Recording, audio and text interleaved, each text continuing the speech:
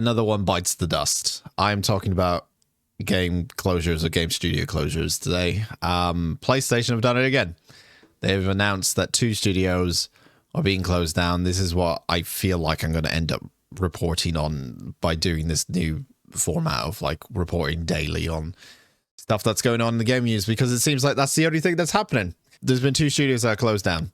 One of them is probably not going to be surprising to you. You probably thought that they've already closed down, but it's such a tragic end to already, like, if you think about it, just an absolute tragic story to the entire thing.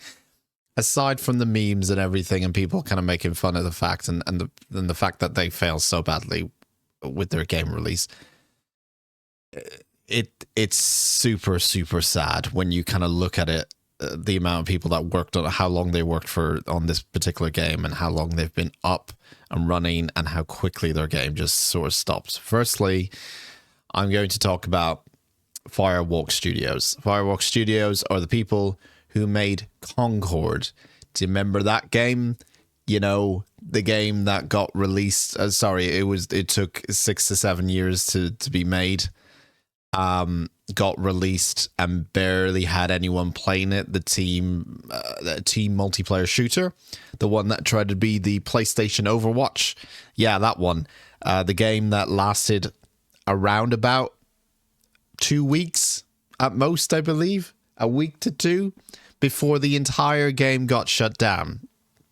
So the team ended up working on it for 7 years or so, gets released, and 2 weeks later, the entire game ceased to exist. And now their studio is also being shut down by PlayStation because of this. PlayStation have once again put out their dreaded an update from PlayStation Studios post. Whenever you see one of these, you know it's going to be bad news. That there's never any fucking good news when you see an update from PlayStation Studios being posted. It's always bad news. They wrote today, dear team, today I want to share some important updates from Sony Interactive Entertainment Studio Business Group. We are consistently evaluating our games portfolio and status of our projects to ensure that we are meeting near and long-term business priorities. As part of our ongoing efforts to strengthen SIE's studio business, we have made a difficult decision relating to 2 of our studios, Neon Koi and Firewalk Studios. I haven't talked about Neon Koi yet. So Neon Koi is the other one that's also been basically disabandoned or closed down. So apparently I couldn't find a lot about these guys, which makes this one even stranger. Apparently they were acquired in like 2018 or around about 2018. It's very, not a lot to know, but they were mobile game developers, and the reason why PlayStation got them is because they wanted to strengthen their like mobile game division. I don't see anything that they have actually released. I don't think they've released a single thing, because they don't even mention anything in this post that Neon Koi have done. All they have said is, while mobile remains a priority growth for the studio business, we are in the very early stage of our mobile efforts. To achieve success in this area, we need to concentrate on titles that are in line with PlayStation Studios' pedigree and have potential to reach more players globally. With this refocused approach, Neon Koi will close, and its mobile action game will not be moving forward. So they just mentioned that there's a mobile action game. So they never even got to release a game. Yeah, like, I know Firewalk ended up releasing a game, but I don't know what's worse, really. Is it worse that you never released it, and then that's it, and no one saw the light of day of it? Or is it worse that you released a game and it did so badly that 2 weeks later the entire thing gets shut down and ceased to exist, and all of your work seems like a complete failure? This is just sad, man. This is just sad. This entire thing. It's really sad. I can't speak a lot for Neon Koi, obviously. I don't really know what happened. It seems like PlayStation didn't know what the fuck they were doing. If they have acquired a studio that they wanted to focus on mobile efforts, and then they put out a post years later saying, well, while we want to focus on mobile efforts, we want to reach as many people as possible, so mobile is not the way we want to go, because that's not PlayStation. it's vague. I know they're not going to tell the whole truth in a statement. I get it, but it's what they've put out. It doesn't make any sense to me. The Firewalk Studios thing is more of a case of like, what a sad, tragic ending to an already tragic story is the best way to put it, really. It has been just, I've never seen this happen from a studio, to have a game come out after so long of them developing it. Bear in mind, they did have a fair few backing from PlayStation, and I did see it around, so there was marketing there. I think PlayStation kind of believed in Concord, or they at least believed in it to showcase it quite a bit.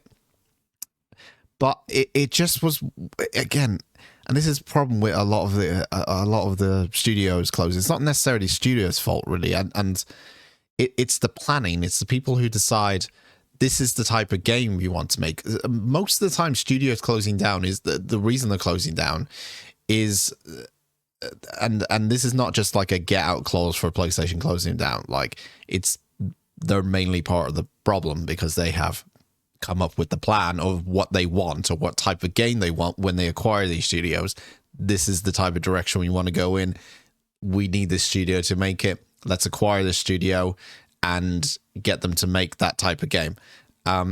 Most of the time when the studios are closing down, it's because the parent company or the person in charge wants a particular game, and that particular game is either just not needed, or like there's nothing. When I saw Concord, and I think I feel like this is from everyone, like everyone who saw Concord, when I saw footage of Concord, I was like, oh, another hero shooter. Do we really need that in 2024?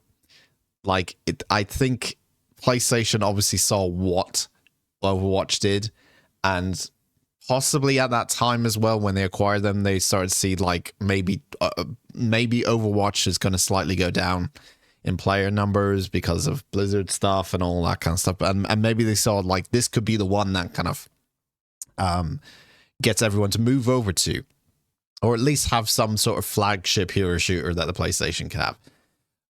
But it's just, I saw the trailer, and I know a lot of people did, and saw the footage, and just thought like, I don't feel the need to buy this game. I don't feel the need to play it. Like, I don't feel like there's anything new here. It's just another hero shooter. And that's part of the problem with these closures a lot of time, is that they either pick like a game or a genre that is like either saturated with other games that are probably just as good or even not better, or people just don't want these kind of games. They're kind of over it. You know, there was a trend. There was a multiplayer team, a 5v5 or 6v6 trend at one point. But that trend happened a long time ago.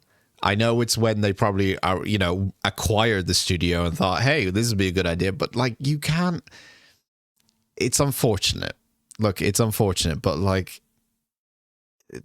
I feel like a lot of this blame, rightly so, will go on PlayStation, because they clearly have purchased these studios thinking that this is going to be the game that we need, and all fair to the developers. They just tried to make the best game possible that they could, and I feel like Concord didn't really get a chance. I know it didn't review well as well, but I feel like it wasn't. In a different world, in a different timeline, in a timeline maybe where Overwatch just came out, or even better, didn't exist, probably Concord would have done a lot better. Just saying. But you can't, trying to make something to go up against something that is quite large, as in Overwatch being like the king of like basically hero shooters in a way. Trying to go up against these people, especially when Overwatch is now free to play and Concord wasn't. I think that was probably maybe possibly the biggest mistake. Maybe, I don't want to say they should have just made the game free to play, but I think in terms of getting people on board with it, because they weren't getting on board with it kind of early on, maybe if they made it free to play, it might have saved the studio. I don't know, at least would have seen bigger numbers. but I don't know if they would have been sustained. 210 people are being let go in total. Firewalk sees 172 people lose their jobs, and Neon Koi is another 38. That's nuts to me. That the game came out in late August, and then like here we are like two months later, and it not only is the game gone, but the entire studio is shut down. So with that, Sony has now added to the ever-growing total of jobs lost this year. We are now nearly at 14,000 known jobs lost in 2024 across 160 companies. This has been quite a bad year in the industry. I'm probably going to say this quite a bit in videos like this when they pop up, because they're bound to pop up even more. Like, we're going to get more firings. It's going to happen, especially in 2025. They're going to hopefully slow down at some point, but I hope, as bad as all these firings are and people losing their jobs, obviously, it's more of a turning point, because we see all these statements with a lot of companies saying, like, we're going to refocus our efforts on doing this and that and the other.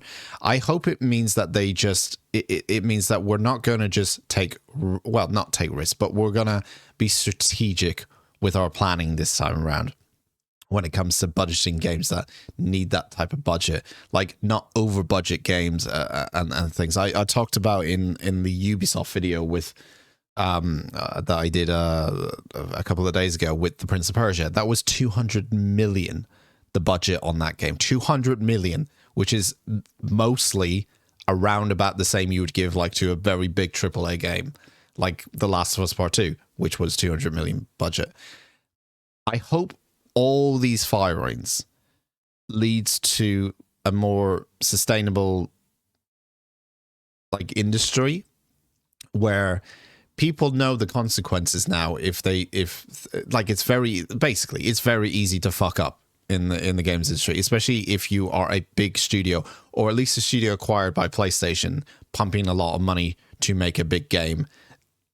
But at the same time, there are some people that are making these games that overestimate the budget, or they go down routes in a video game that doesn't seem like it's necessary, or they try to make games the biggest they can be. Therefore, the time to make the games takes longer. Therefore, money is being used. Therefore, time is being used. Therefore, there's lots of different ways you can fuck it up making games. There's lots of different ways, lots of different avenues.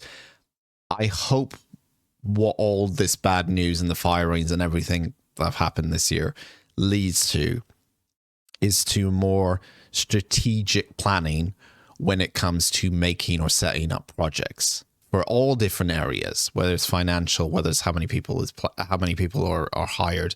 I look at it this way. Hopefully, I hope this is just me being positive.